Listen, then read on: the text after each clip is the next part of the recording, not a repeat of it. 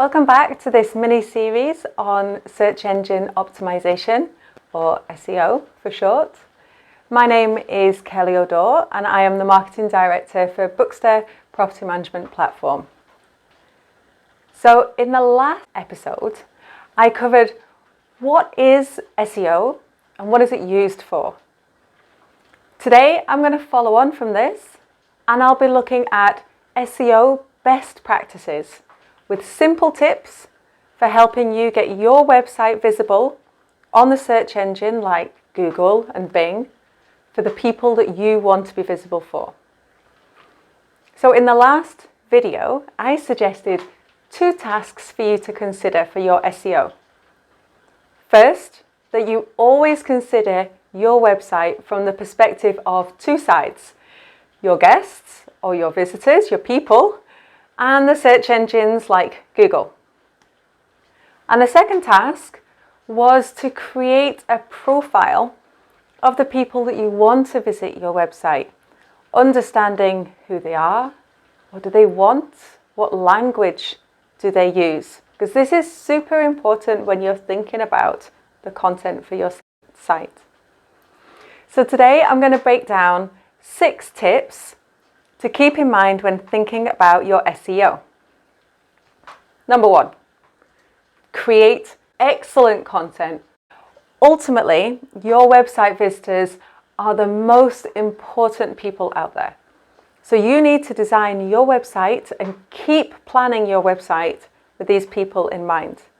So that means creating content that is appealing and moving visitors smoothly through the buying process. Now, doing this well will stop people from coming to your site and then quickly leaving. And this is called bouncing, and it has 2 negative effects. Firstly, you've lost that potential customer, which is a potential sale. And secondly, you have high bounce rates.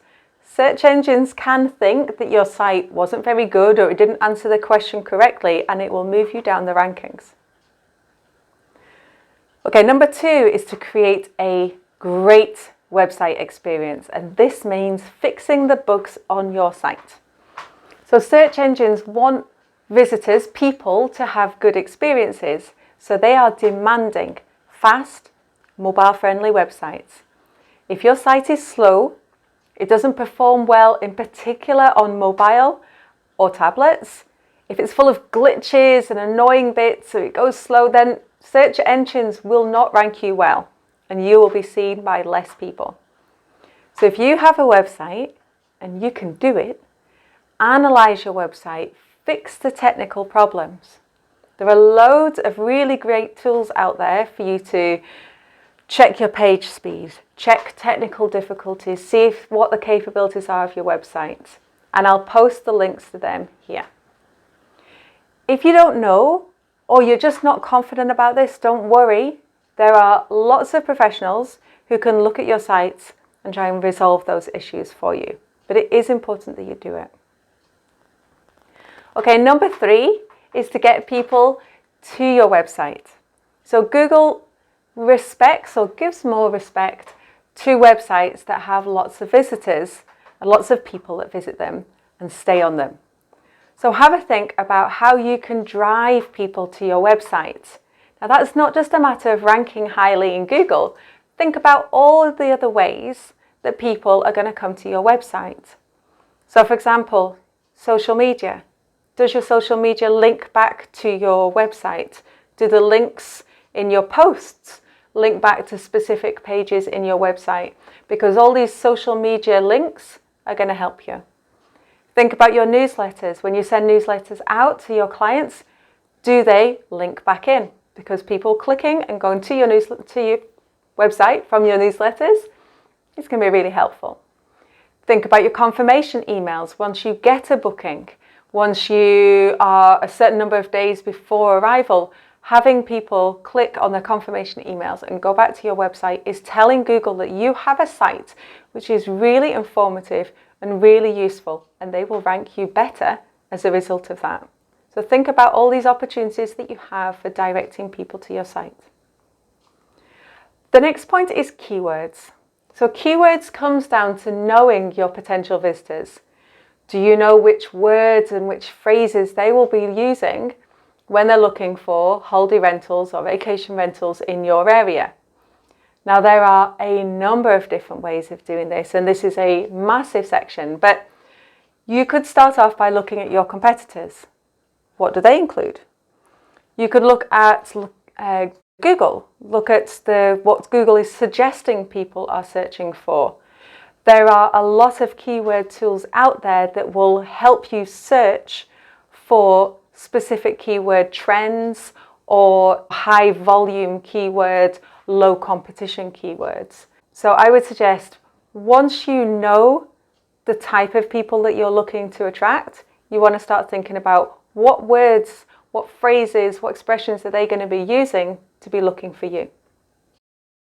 So there are different types of keywords, and today I'm just going to focus on two of them: short tail keywords and long tail keywords. Short tail keywords are 1 or 2 word phrases, for example, holiday rentals.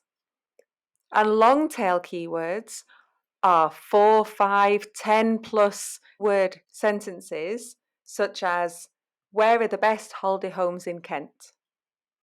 The very nature of the short tail keywords is that more people will be using these. And because more people are using them, there will be more of your competitors who are trying to be in those top spots and be visible, which means there's much more competition and it's harder for you to be seen with a short tail keyword. Now, there will be fewer people using the long tail keywords to search for their holiday. But if you use these keywords on your website, in your blog, for example, there will be less competition for the top spots in the search engines. So it will be easier for you to rank well and attract those visitors to your website. And the interesting thing about people who are using longer tail keywords, so for example, holiday homes in Kent, is that they are much more likely to be further down the sales process. So they are getting ready or certainly closer to making a purchase. And in your case, that's renting a property from you. So they are the perfect people to be attracting to your website. So there may be fewer of them, but they're much more ready to buy. There are some great tools out there for when you're planning your long tail keywords. I would also recommend having a look on the search engines because they give you related searches and other suggestions for your keywords which you can try too. Okay, my next section is on backlinks. Now, don't be put off by the terminology. A backlink is nothing complicated. It is a link when someone else puts a link from their website to your website. Now, the key to getting backlinks is actually twofold. Sharing great content that other people want to link to, and also collaborating with partners, with local businesses, with the press, and asking them to put a link to your site. Now, this works in 2 ways, because people who click the link are going to visit your site, and because you've got amazing content, they're going to stay there. But also, the search engines like Google are going to rank you better because they can see that you've got good links coming to your website. So it's really important that you have these backlinks in there.